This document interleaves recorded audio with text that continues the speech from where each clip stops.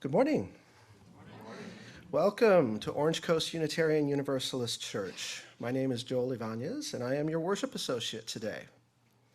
I am joined by Jacob Swetlin, our Director of Music Ministries, and Karen Magoon Pearson, who is our Director of Religious Education for Children and Youth, in welcoming you here this morning.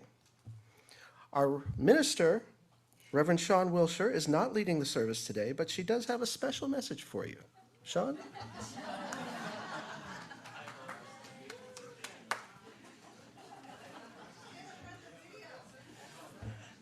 So if you're new here, people are laughing because normally I do this in a video, as I usually have one Sunday off a month.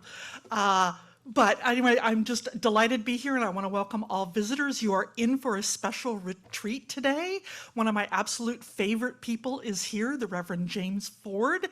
You're going to hear some formal stuff about him in a moment as Joel introduces him, but I wanted to let you know kind of what James is to me. He is probably one of the wisest UU ministers, Unitarian Universalist ministers I've ever known. He is now retired, but he goes around and does other things. He's also probably one of the most intelligent that I know. He uses that wisdom, well, wisely, which is good. But it may surprise you. Those things probably wouldn't surprise you, those of you who've heard him before. It may surprise you that I find him also one of the jolliest ministers I've ever come across. It doesn't always come out in his sermons, but I think that by jolly I mean that he is filled with joy. He's one of the most joy-filled people, and I am delighted that he is here. It's been too long since we've been together. I'm taking him out for lunch afterwards, but I hope you all will get a chance to chat with him and talk with him because you will feel that joy. Have a wonderful service.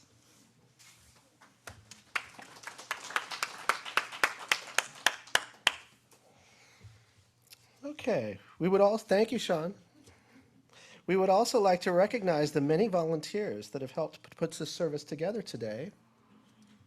There we go. In addition, this morning, we are delighted, as Reverend Sean was talking about, to have James Ishmael Ford, who is our guest minister today.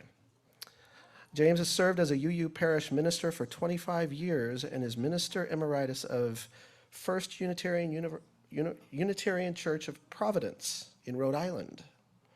In his early retirement, he's been consulting with and speaking at UU churches in the greater Los Angeles area.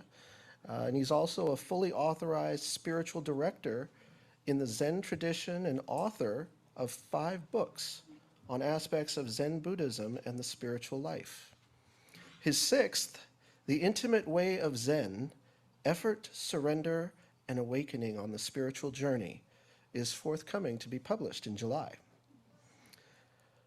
OCUUC respectfully recognizes that our church property rests on Ahachimen and Tongva land. As Unitarian Universalists, we have many different beliefs, but we are one loving community. We're bound together not by a common set of rules or beliefs, but rather a covenant. A covenant is simply a promise that whatever our beliefs, we accept one another and encourage each other in spiritual growth. We affirm that all life has inherent value and that all existence is interconnected. We strive for justice and compassion in our deeds and relationships, and we are committed to creating a welcoming community without regard to the traits that sometimes divide people. To our roomers, we invite you to silence your cell phones. For our Zoomers, we invite you to say hello in the chat. I want to extend a special welcome to visitors as well. If you're seeking a spiritual home, we hope that you will find it here. We begin our worship with the lighting of our chalice. And this morning, I'd like to invite Laura Gethard Beach up here to light the chalice. Yes. Laura is a 7-year member of OCUUC, is currently a trustee on the board, and is a 40-year retiree of public education, where she taught with special education. So as she lights the chalice, Let us say our unison affirmation together. Love is the spirit of this church, and service is its law. To dwell together in peace, to seek truth in love, and to help one another, this we affirm together. Please rise, embody your spirit, and let's sing our opening song.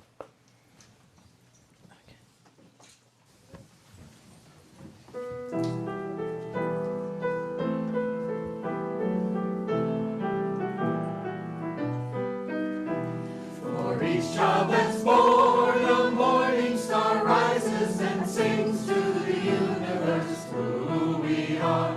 For each child that's born, a morning star rises and sings to the universe who we are. We are our grandmother's prayers, and we are our grandfather's dreamings. We are the breath of our ancestors. We are the Spirit of God. We are mothers of courage and fathers of time. We are daughters of dust and the sons of great visions. We're sisters of mercy and brothers of love. We are lovers of life and the builders of nations. We're seekers of truth and keepers of faith. We are makers of peace and the wisdom of ages. We are our grandmother's prayers, and we are our grandfather's dreamings. We are the breath of our ancestors. We are the Spirit of God. For each child that's born, a morning star rises and sings to the universe who we are. For each child that's born, a morning star rises and sings to the universe who we are.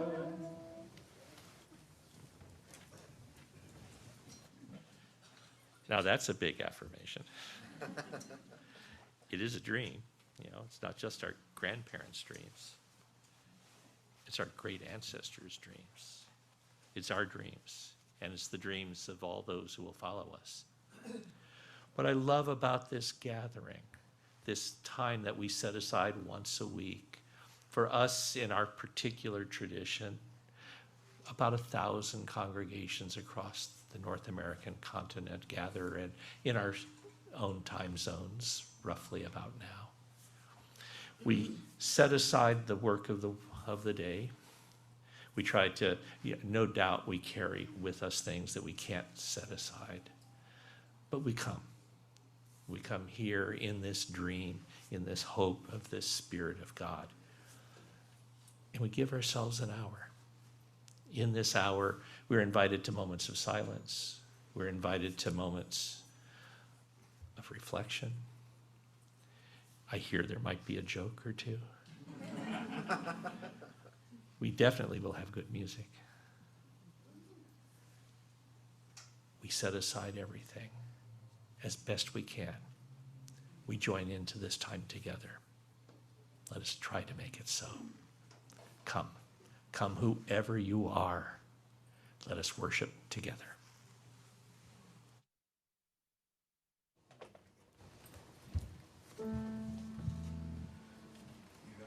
One foot in front of the other and lead with love. Put one foot in front of the other and lead with love. You gotta put one foot in front of the other and lead with love. Put one foot in front of the other and lead with love. Don't give up hope. Don't give up hope. You're not alone. You're not alone. Don't you give up. Don't you give up. Keep moving on. Keep moving on. You gotta put one foot in front of the other and lead with love. Put one foot in front of the other and lead with love. You gotta put one foot in front of the other and lead with love. Put one foot in front of the other and lead with love. Lift up your eyes. Lift up your eyes. Don't you despair. Don't you up ahead. Look up ahead. The path is there. The path is there. You gotta put one foot in front of the other and lead with love. Put one foot in front of the other. And lead with love. You gotta put one foot in front of the other. And lead with Love. Put one foot in front of the other. and lead with love. I know you're scared. I know you're scared. And I'm scared too. And I'm scared too. But here I am. But here I am. Right next to you. Right next to you. You gotta put one foot in front of the other and lead with love. Put one foot in front of the other And lead with love. You gotta put one foot in front of the other and lead with love. Put one foot in front of the other and lead with love. Don't give up hope. Don't give up hope. You're not alone. You're not alone. Don't you give up. Don't you give up. Keep moving on. Keep moving on. You gotta put one foot in front of the other and lead with love. Put one foot in front of the other and lead with love. You gotta put one foot in front of the other and lead with love. Put one foot in front of the other and lead with love. And lead with love. And lead with love.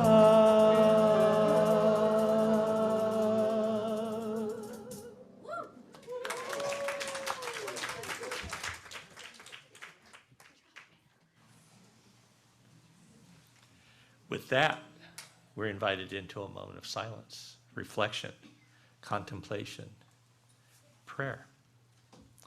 We understand this is the Lunar New Year. All things new are coming.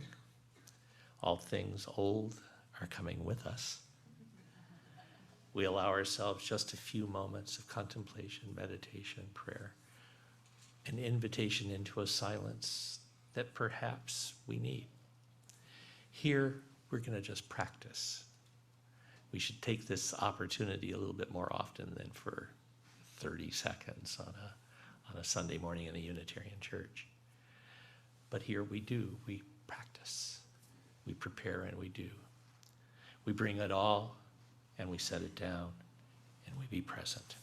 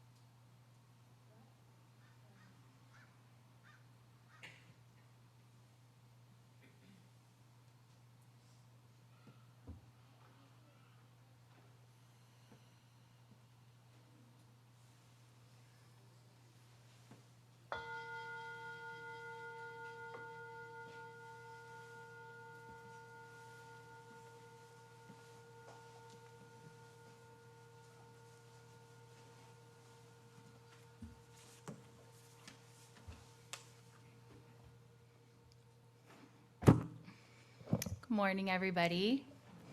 So like Reverend Ford said, yesterday was the first day of the Lunar New Year celebration, celebrated all over the world. And especially in the elementary class today, we're going to be celebrating Lunar New Year. I know there's a lot of families and individuals in our congregation that celebrate and know all about it, and there's probably some of us that aren't as familiar. So we're going to have a little video talking about Lunar New Year, and then I'll give a little explanation of what was on your chair, since I'm sure you've been curious. So what is Lunar New Year? Lunar New Year is a celebration of the beginning of the lunar calendar. It is a time of great festivities. Friends and family come together to eat food, give gifts, and participate in festivals. Since Lunar New Year is based on the first new moon of the year, the day that Lunar New Year takes place on changes each year. It usually happens between the 20th of January and the 21st of February. For 2023, Lunar New Year takes place on Sunday the 22nd of January. For 2024, it takes place on the 10th of February. For 2025, it takes place on the 29th of January. And in 2026, Lunar New Year will fall on the 17th of February. Many countries all over the world celebrate Lunar New Year in their own special way.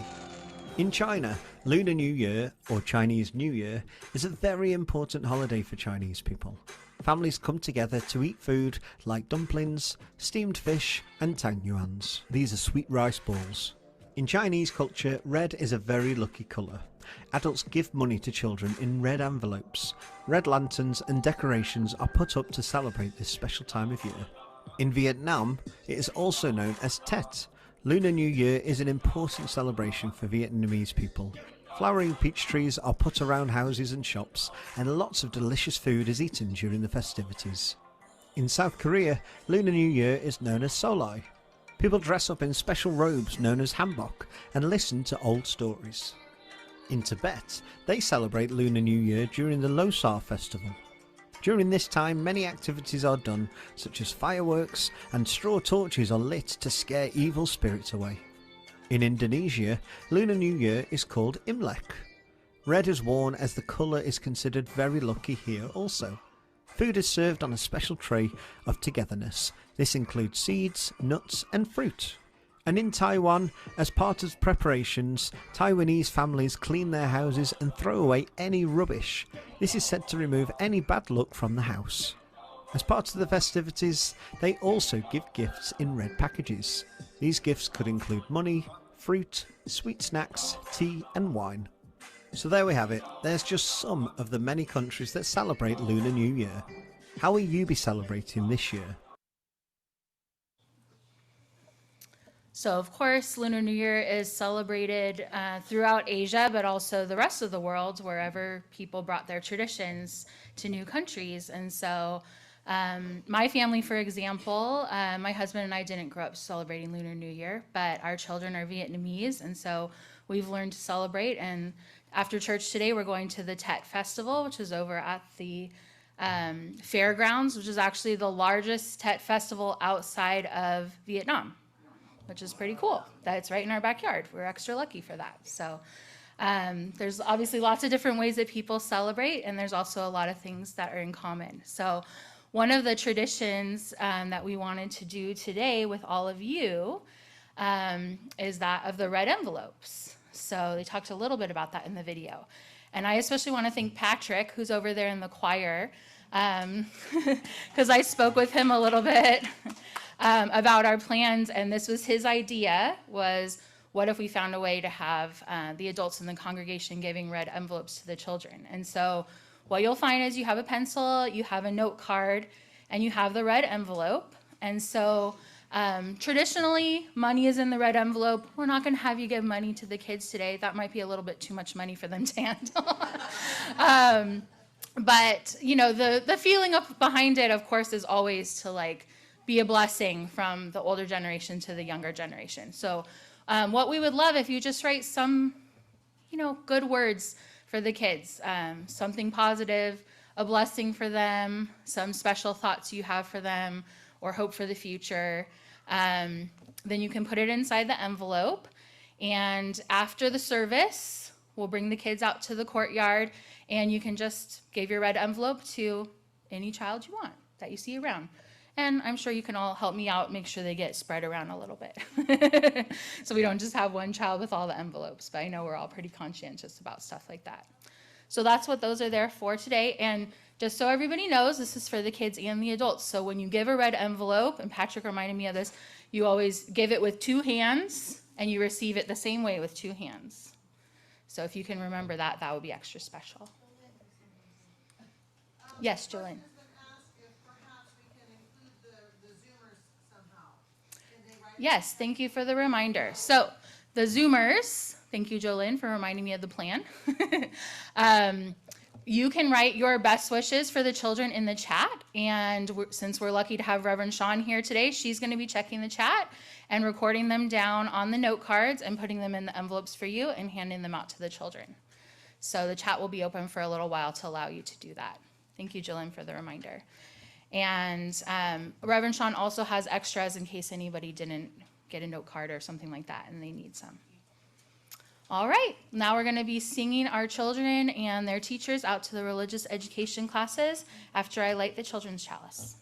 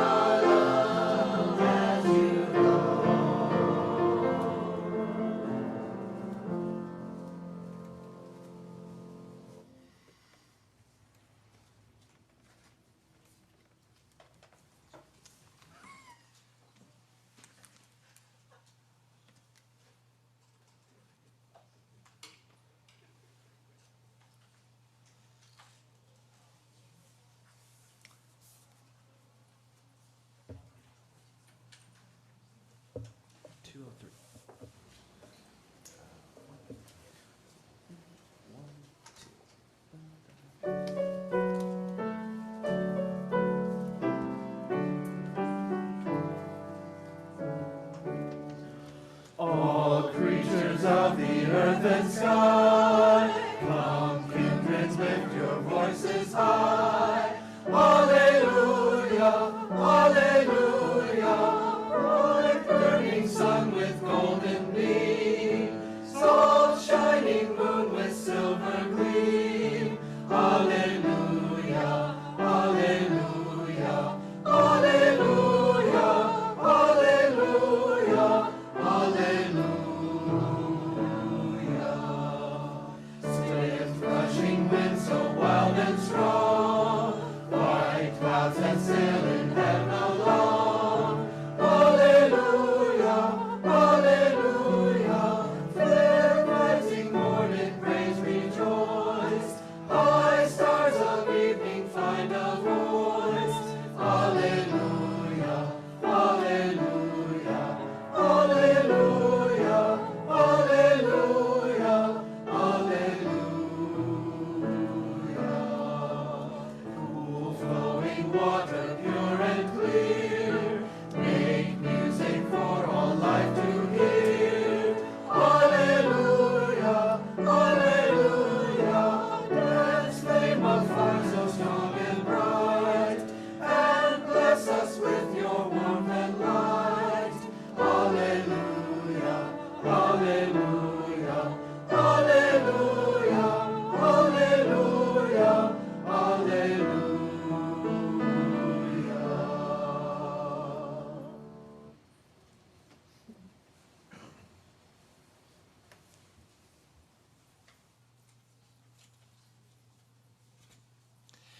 Toward the end of January, I found myself flying to Boston, where I picked up a rental car and drove to Western Massachusetts. There, I checked into the venerable Wayside Inn in Sudbury. It's also called Longfellow's Wayside Inn, as the poet Henry Wadsworth Longfellow's 1863 book, Tales of a Wayside Inn, takes place there. You may not recall the book, which recounts stories of various people told as an extended poem. It was a very big bestseller in its day, and you probably do recall at least one line from the book. Listen, my children, and you shall hear. of the Midnight Ride of Paul Revere. At the time that book was written, the inn was already a venerable institution. It opened its doors in 1716 and is the oldest continually operating inn in the United States. Both George Washington and John Quincy Adams are believed to have been guests there. The main building is updated mostly, but it's definitely historic. Some years ago, there was a Boston Globe cartoon showing the front of the inn with a sign proclaiming they served the height of Yankee-British fusion cuisine, with a little sign declaring Best of Boston 1716. It's all still kind of true. It's certainly where you go for baked scrod and Indian pudding. And yes, they've heard the joke over and over again. I was there because of the Freighters of the Wayside Inn. The Freighters began in 1903 as a Lenten gathering of Universalist ministers from Western Massachusetts. They meet at the inn. Somehow, this gathering has continued with only 1 or 2 years without gatherings for things like war or plague, making this meeting I just attended, if my math is right, the 121st annual gathering of the Freighters. I've been a member something shy of 20 years now. It's one of the very few things from my professional ministry I've kept active, even now, almost 10 years into my retirement. The central theme of the gathering is almost always universalism. Mostly the focus is on the history and evolution of universalist thought. What might be surprising is how often these themes turn out to have relevance for today. I found the theme for this year being particularly so. We discussed a book by Clarence Russell Skinner, The Social Implications of Universalism.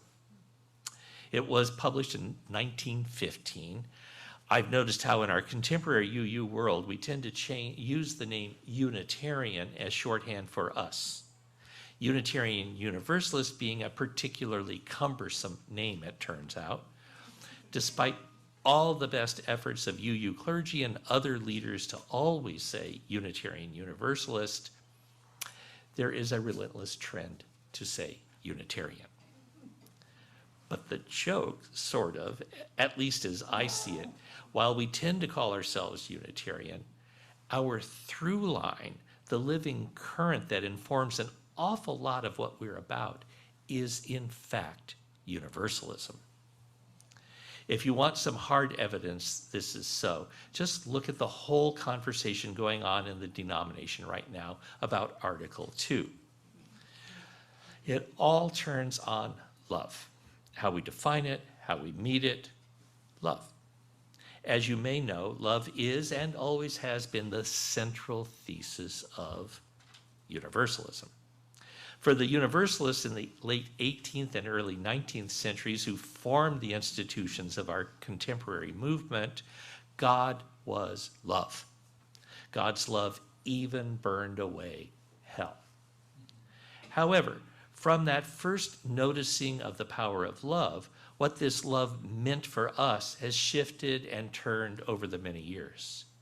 And with that, what universalism itself meant has shifted. Originally, universalism meant quite simply that all people were saved from any sort of eternal condemnation. Love overtakes even the worst transgressions. And with that, a lot of the early debates within the movement were, well, what about the truly evil? What about Hitler? Well, before Hitler was born. Do we go to heaven immediately? Or at least for some of us, must there be some form of purgation? We even had a brief schism over this. But by the tail end of the 19th century, the questions began to change along with our core understanding of what universalism meant. Things became more naturalistic, and more focused on the consequences of that abiding love here in this world. One of my pet theses is that the Hindu teacher Swami Vivekananda had a hand in this shift. That started with the 1893 World Parliament of Religions. It had been organized by the Unitarian theologian Jenkin Lloyd-Jones and other progressive clergy as a conversation among the world's religions. Now, most who looked closely at the event saw it probably really was meant to be a showcase for the superiority of liberal Christianity, or at least Protestantism. No one expected Swami Vivekananda. He owned the parliament. And central to his message was that all religions were true. He took this message on the road in 2 speaking tours, and over half the venues he spoke at were either Unitarian or Universalist churches. By the first decade or so of the 20th century, a variation of that all religions have value and point to the true, had become a hallmark of the Universalist Church. And from then, pretty much how the term universalism came to be understood, at least among Universalists. Now, that broader universalism had other parents as well, and you need to hear the Vivekananda part as my personal thing. But it's also worth noting that when Clarence Skinner, who we're going to give a little more time to, was 14, his father was a newspaper editor and covered the Swami during debates at their hometown in Brooklyn. My pet theory has legs. Skinner, however, is where a lot of this comes together. Clarence Skinner grew up to be the most important Universalist theologian of his time. He is the one who defined a more naturalistic and critically socially engaged faith. His universalism saw the wide range of humanity as one family, which has consequences we feel down to this day, and really to this congregation here. Clarence Russell Skinner was born into a Universalist family in Brooklyn on the 23rd of March in 1881. His father, as I said, was a journalist and newspaper editor. Many of the family's immediate relatives, however, were in the theater, and an uncle and cousin were actors. At the same time, Skinner's great-grandfather, grandfather, and another uncle were Universalist ministers. So, quite a background. Clarence attended the historically Universalist University St. Lawrence in New York. There he met Clara Louise Ayers. They fell in love and married. He flirted a bit with the theater, but he finally decided on ministry, preparing for ordination, serving as assistant to the Reverend Frank Hall, who was then senior minister at the Church of the Divine Paternity, which we today call Fourth Universalist Church in Manhattan.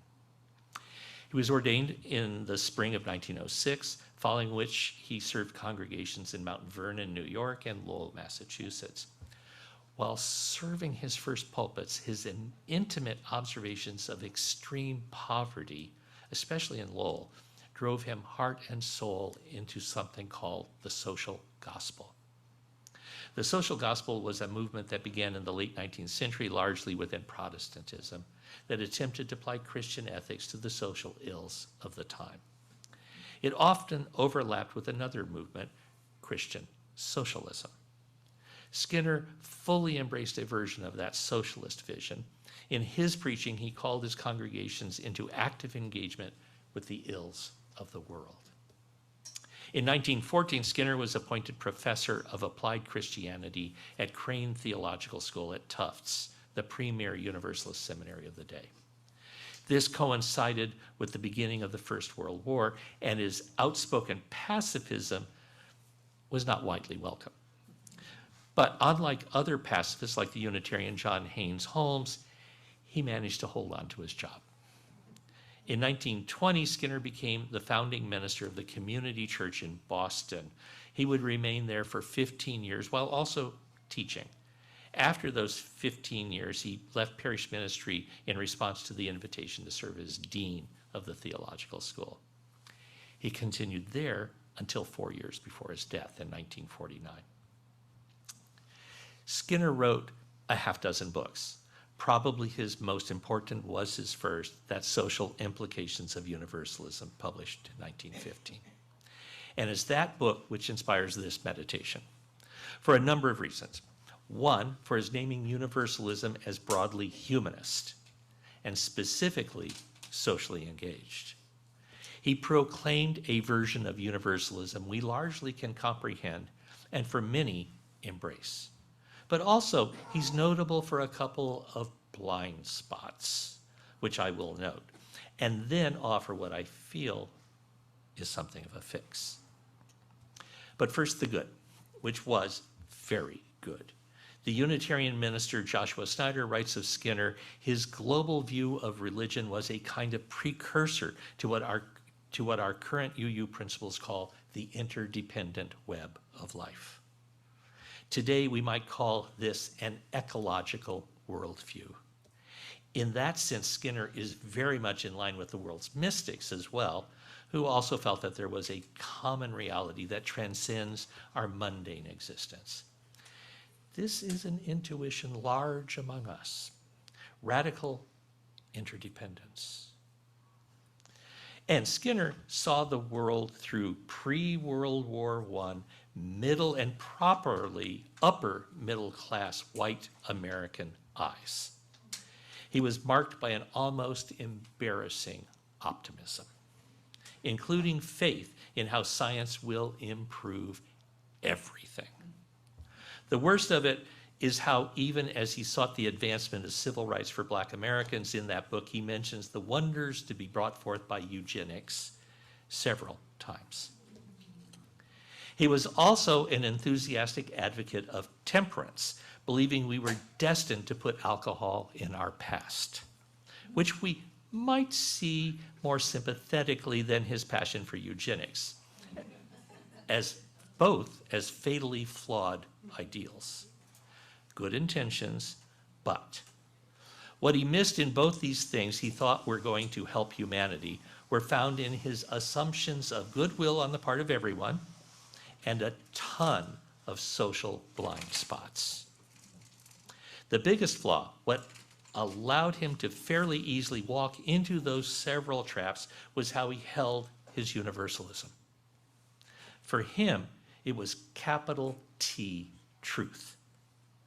His divine Father was right, always right, and holding the key to the kingdom in his own hand, Professor Skinner explained what that right was. From our perspective, we can see there was something lovely there. There is something profound in that assertion of our radical interdependence.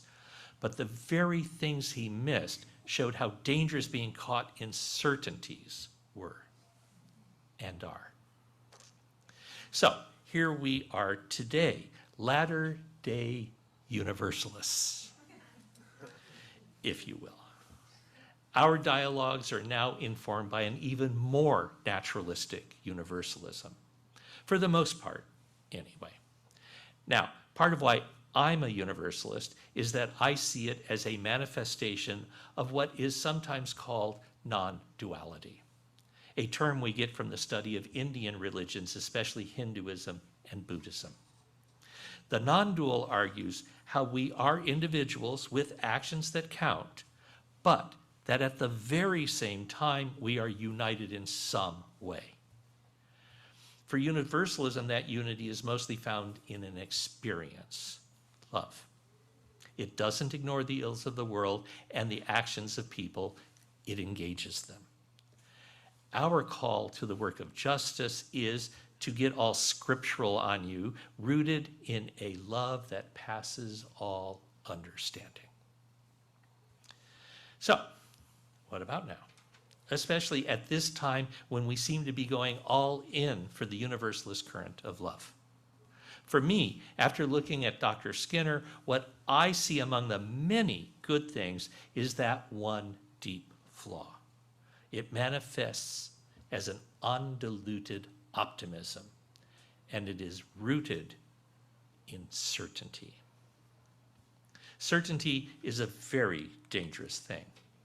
And when it becomes universalism, it is saying not only are we connected, but I know how. Us, me. All sorts of ills follow that. Who knows what versions of eugenics or temperance we are assuming to be capital T true consequences of our sublime intuition today. I suggest our universalism, our angle on the non-dual as love, can at its best lead us to a profound not knowing. Our universalism at its best manifests not as certainty, but as curiosity. It shows hesitance in all things. It doesn't claim to have all the answers. It is open, wildly open. Universalism, latter-day universalism. Out of this perspective, I would like to offer 10 suggestions. Dramatic effect. 10 rules of engagement inspired by the overwhelming love of self and other that universalism brings as a profound and dynamic not knowing. Number 1, we need to start with generosity of heart. We need to recall somewhere in the back of our hearts and minds that in some very real sense, we're all connected. And with that, we need to assume goodwill as best as circumstances allow. It's not that if everyone gets all the facts, they will automatically do the right thing. No one has access to all the facts, not even me. Number 2, if we don't know, well, we don't know. And maybe it's best to find paths of harmony that guide us when we're not sure of what to do. Something external to our individual thoughts. I recommend something simple, something you might find resonance with as a general principle. Maybe just holding the golden rule as a promise to yourself is enough. But something external to your immediate judgment. Number 3, we need to recall this is not all about ourselves, me. We count, totally, absolutely, each of us precious, but none more or less than anyone else. Number 4, to find our way, we need to commit to a relentless honesty, especially about our own thoughts and actions. We're not going to be of use to ourselves or the world if we're lying to ourselves. So don't automatically believe everything you think. Number 5, we need to try for gentleness, aimed both at ourselves and others. Everybody is in a struggle. Remember that. Number 6, we need to recall we are never actually in charge, and it would behoove us to act like that were true. Number 7, while anger can be the only appropriate response to some circumstances, don't hate.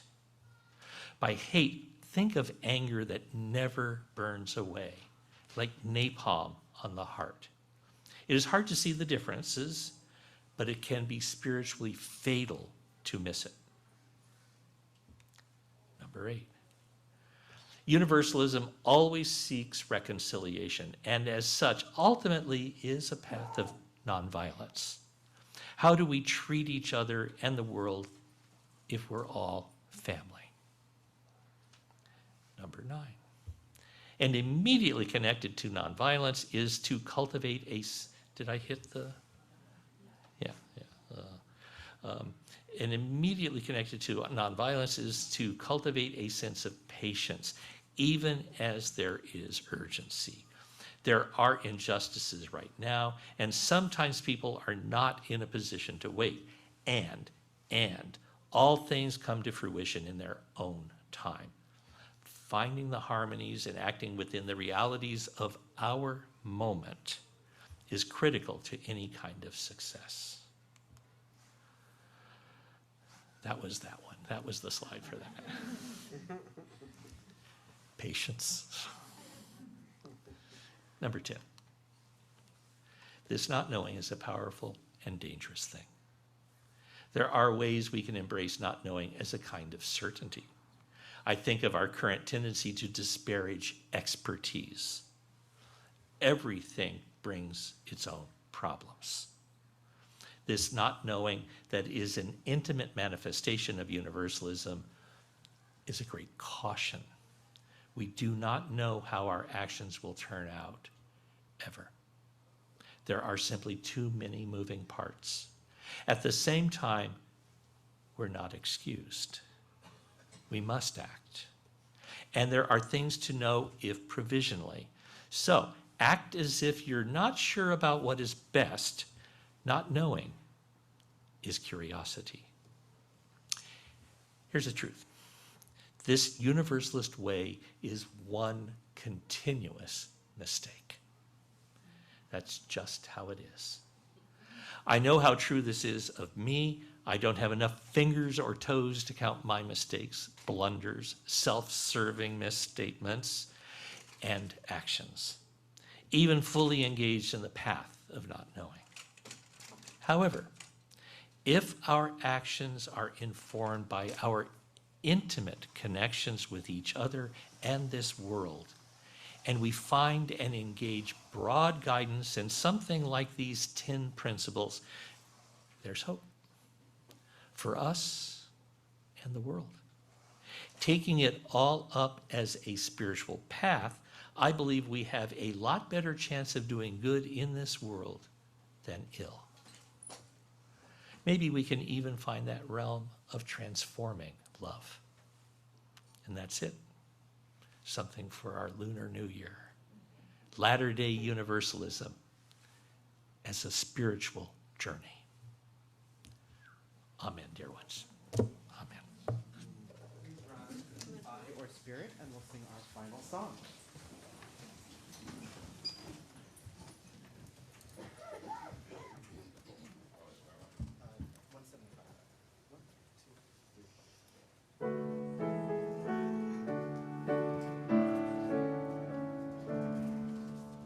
We celebrate the web of life, its magnitude we sing, for we can see divinity in every living thing. A fragment of the perfect whole in cactus and in quail, as much in tiny barnacles as in the great blue whale. Of ancient dreams we are the sum, our bones linked stone to star, and bind our future worlds to come with worlds that were and are. Respect the water, land, and air, which gave all creatures birth. Protect the lives of all that share the glory of the earth.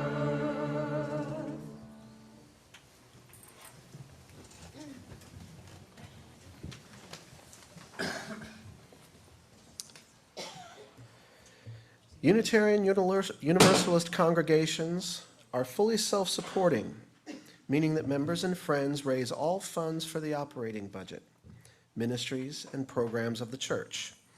We are ever grateful for your gifts of time, treasure, and talent. OCUUC amplifies that spirit of generosity by sharing half of the plate we receive with an organization that shares our values. This month, we share the plate with Rhea Elementary School here in Costa Mesa to continue assisting them in developing their robotics room with a focus on STEM and college preparedness. There are multiple ways in which you can support the church and this organization. You can mail a check. You can mail a check, you can go through our website, or you can use an app called Vanco Mobile. The choice is yours. All the information is on our website should you need it. As always, thank you for your generosity.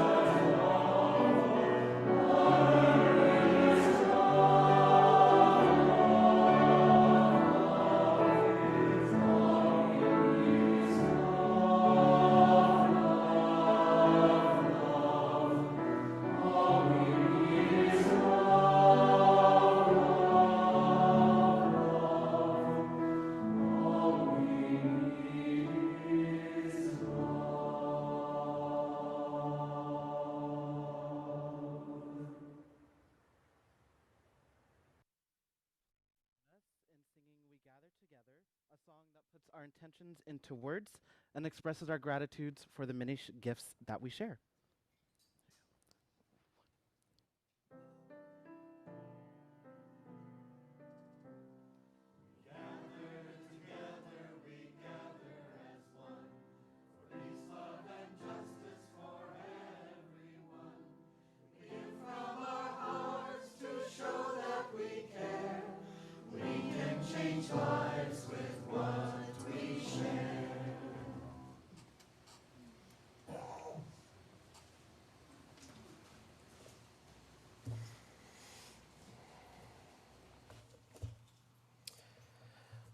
Now is a time when we honor the important events in our lives. You are invited, one and all, whether you're a member, a friend, or a visitor, to participate in our weekly ritual of joys and sorrows. So, let's take a deep breath.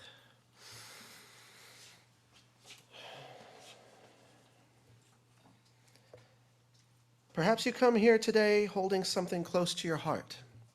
It's moments from the last days or hours that have struck you at your core.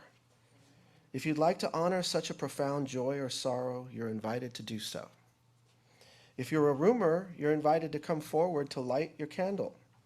If you would like to share your joy or sorrow, you can write it out on the slip of paper provided by our ushers and then hand it to me. If you're a Zoomer, you're invited to write your joy or sorrow in the chat. Once the roomers are done lighting candles, I will read all the joys and sorrows shared out loud as Bertie Reed lights a candle for the Zoomers. As music is played, I invite you to silently offer healing or celebration as you feel called and according to your own beliefs.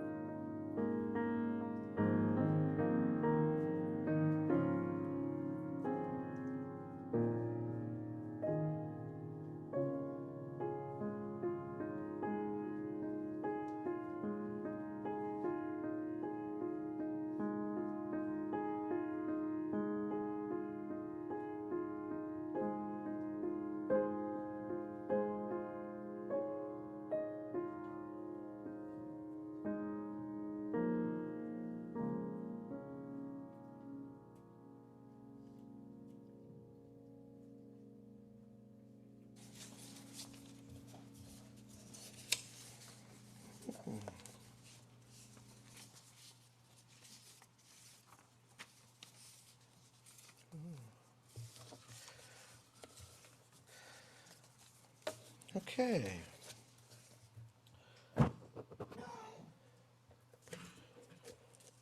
We do have a number of joys and sorrows to share with you today. First off, Linda Clark would like to light a candle of hope for her daughter, Valerie, who will start a new chapter of her life in recovery tomorrow. Thank you.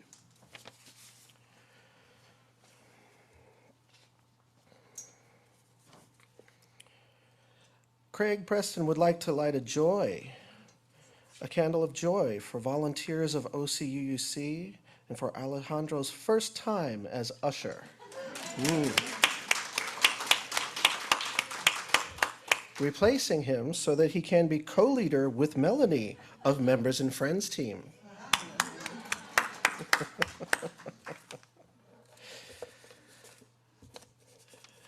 Elizabeth Kilcher would like to light a candle of joy for a happy birthday to Jolynn, who celebrated another trip around the sun this week. And she is also looking forward to a getaway that Jacques has planned for next weekend to San Diego. There is a PS on this one as well. Shout out to our phenomenal waiter last night who immediately embraced our mixed group together of youth and adults. Trust me, he was praised to the management and was given generous tips. That's good.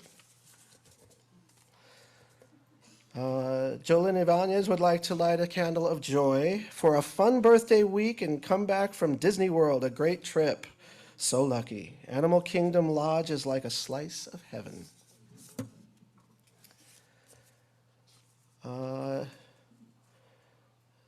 Jennifer T. would like to light a candle in memory of Liz Phipps.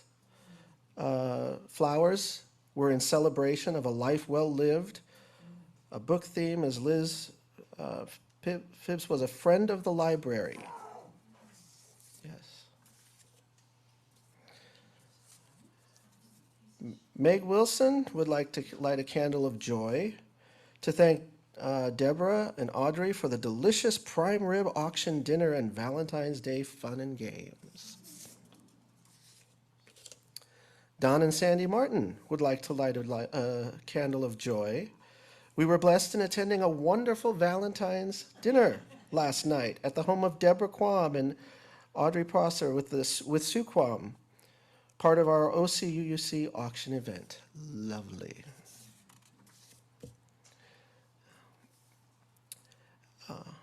And Marilyn and George Lugaro, would like to light a candle of joy. We are celebrating our 59th wedding anniversary.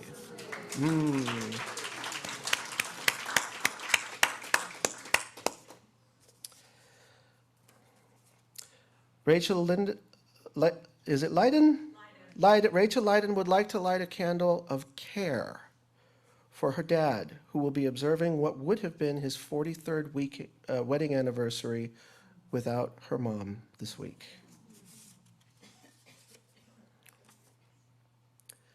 And Laura Gethard Beach would like to light a candle of hope for a friend, Lutz, who is in poor health.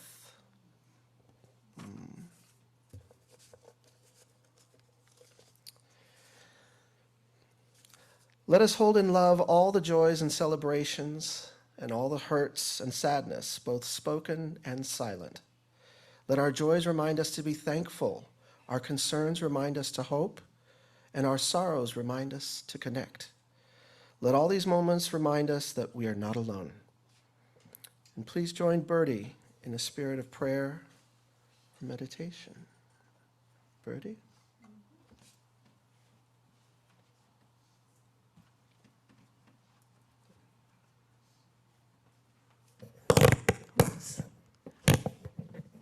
Once again, I find the words of Walt Whitman from Leaves of Grass appropriate to our theme today, but I will take a liberty of substituting tyranny for the word tyrants. Love the earth and sun and the animals. Despise riches. Give alms to everyone that asks. Stand up for the stupid, the crazy. Devote your income and labor to others. Hate tyranny. Argue not concerning God. Have patience and indulgence toward the people. Take off your hat to nothing known or unknown, or to any one or any number of people. Go freely with the powerful, uneducated persons, and with the young, and with the mothers of families. Re-examine all you have been told in school or church or in any book, and to dismiss whatever insults your very own great soul, and your very flesh shall be a great poem, and have the richest fluency, not only in its words, but in the silent lines of its lips and face, and between the lashes of your eyes, and in every motion and joint of your body. Blessed be.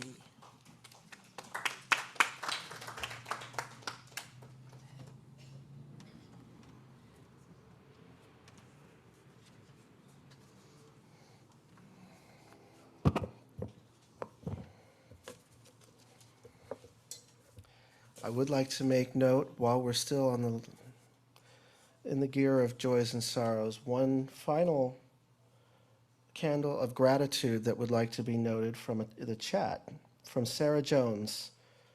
She would like to light a candle of gratitude that while her family faces many challenges, they are outnumbered by blessings. There's also one from Linda above that. I did that one. Thank you. Okay.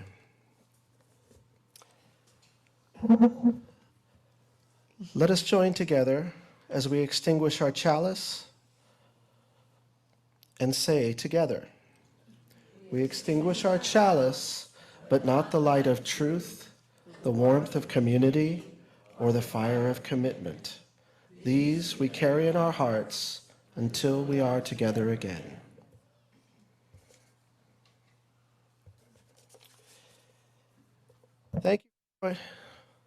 Thank you for joining us this morning.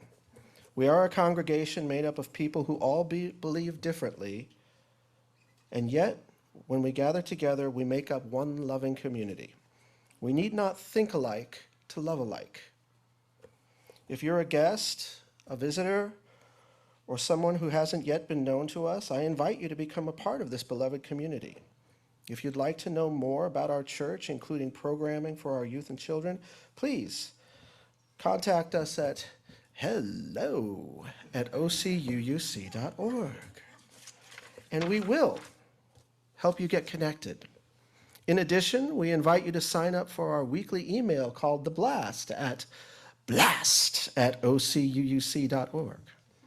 We want everyone to feel part of this beloved community, so please reach out and we will help you get connected. We also have a few announcements today. Do we not? Good. Yes. Today, as you can see, we do have our, on the right, we do have our groups and weekly meetings that meet on a regular basis. But today we also have the writing group that is going to be meeting in the Victoria room and via Zoom at 12 o'clock. And the Dream Group, which is full, mind you, at 12 o'clock in Suite 7. We do have some upcoming events. Some World Religion class on Zoom is starting February 13th at 7 p.m.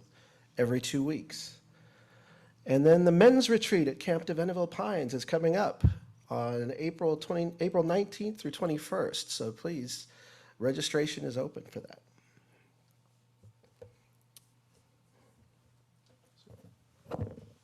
I'm so glad to know that this community is full of dreams.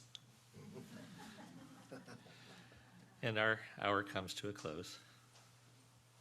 I love that line about our bones joining the rocks to the stars, our flesh joining the world to the universe.